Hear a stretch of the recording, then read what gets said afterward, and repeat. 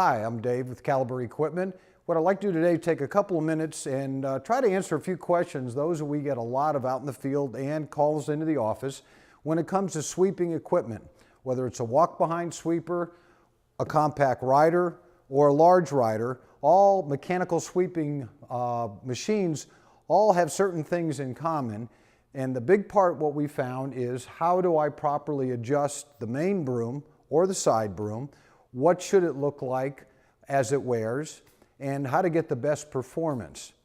What I have here in front of me is a couple different sweeping brooms from different size machines, just so you can kind of get an idea of what a new broom would look like and what a broom that's worn and a broom that has been excessively worn and got to the point of damaging the machine. But I'll go through that. Every machine, whether it's a walk-behind or a rider machine, the broom may automatically float and adjust based on the design of the machine, or if you get into larger rider sweepers, you may manually adjust the broom based on how the broom is wearing and your surface conditions. The best way to see if your broom is properly adjusted is to turn it on, keep it in the same spot, let the broom spin on the ground for about 10-15 seconds, and what we're looking for is about a 1-inch, what we call a polish bar. And if you come up in front of this particular machine, this is the IPC Eagle sweeper, and you'll see a bar here. It's about 1 inch wide. It's nice and even, and that's what we're looking for. So that when you spin and turn the machine on, keep it in one spot, let it spin for about 10 seconds, turn it off, move the machine away, and that's what you're looking for, about a 1-inch bar. If you see that that bar is getting narrower, your machine, if it's self-adjusting, you either have worn out the broom or something is hanging up, not letting it drop down properly with the right amount of down pressure. Or if that bar is not the same top to bottom or what we call coned, then you may have something hanging up, not letting the broom drop and float evenly from tip to tip. But that's what you're looking for. Now, whether your machine automatically adjusts for the wear of the broom, or when you get into the larger scrubbers, you will periodically adjust it manually, but that's what you're looking for. And if you do that once a week, once a month, depending on how much you're running it, that's the best way to see, am I getting maximum sweeping performance and am I going to get the most life out of my broom? If the bar that you're looking at is 2 or 3 inches wide, then you probably have too much down pressure, and that may not be good for the cleaning performance as well as the wear on your broom. But about a 1-inch bar is what you're looking for on any machine. The other part on any sweeper, most all will have either a single side broom or curb broom, or as you get into the larger machines, it may have 2. On this particular model, one of the things you want to look at, your side broom is going to have longer bristles. Reason being, I want to get close to a curb or edge, throw the debris to the front so the main broom can pick it up. So these bristles are going to be longer than your main broom, and they're going to flex more. So again, I can get close to racking in that. The big thing when you're adjusting these, if your machine has adjustment or it's floating, is they're always on a little bit of an angle. Reason being, when this drops down, really all I want is from about 12 o'clock to 5 o'clock. That's all that's touching the floor right now. So that when it hits the debris, it flicks it in front so the main broom picks it up. Back here, as you see, it's not even touching the ground.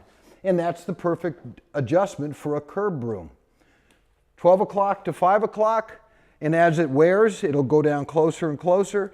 Some machines you can manually adjust it, but I don't want it flattened all the way down completely around, because all it's going to do is spin the debris around and shoot it out the back. So when you're looking at your curb brooms on your machine, whether you have 1 or 2, they should be angled a little bit, and you want to have it when it's spinning 12 o'clock and about 5 o'clock. What I got here is a couple different brooms. This is the sweeping broom that came off of this particular machine from IPC Eagle. Some brooms you'll see they're V-shaped, other ones are diagonal, but the main thing to look at is this bristle's about 3 inches. And the whole idea of a mechanical sweeper is as it hits the ground, it flicks the debris. So it can pick up good contact and throw it far into the hopper so you get maximum loading. But it has to flex. Here's a broom off another machine. It's about 50% worn. We still have bristle, we still have flexibility, but as you see, it's not going to flick as well. so I can't throw it up into the hopper, so I'm not going to load as much debris as I may like to. So this one's about half worn. It should look more like this. Now, if we move over, these are brooms off of a large rider sweeper. And as you can see, there's quite a bit of difference. This broom, when it was new, looked like that. Your bristles are about 3 inches long, lots of flicking capacity so I can really lift the dirt, debris, throw it far up into the hopper, which you've got very big hoppers on the big machines. This is a new brush. This one, believe it or not, came off a machine, and they were trying to sweep with this. Ladies and gentlemen, they weren't sweeping. They were pushing dirt. Number one, you can see how this bristle's down past an inch. There is no way that it can flick the debris into the hopper, so all they're doing is pushing it. Number two, you can see how it is worn. It is actually what we call coned. What that means is this part was not going all the way down. This end was pushing to the point it burned off all the bristles, and the idler that hooks onto this, which is metal, was literally dragging on the ground and damaged the machine. This you should not have happen. This broom should have been replaced a long time ago, and it needed maintenance because, as I said to begin with, the broom has to float level. And if it doesn't go down level and it's sitting on an angle, you'll get a cone wear pattern, and there's probably service or maintenance that needs to happen. So this is what you start with. Before it gets to this, folks, time to buy a new broom.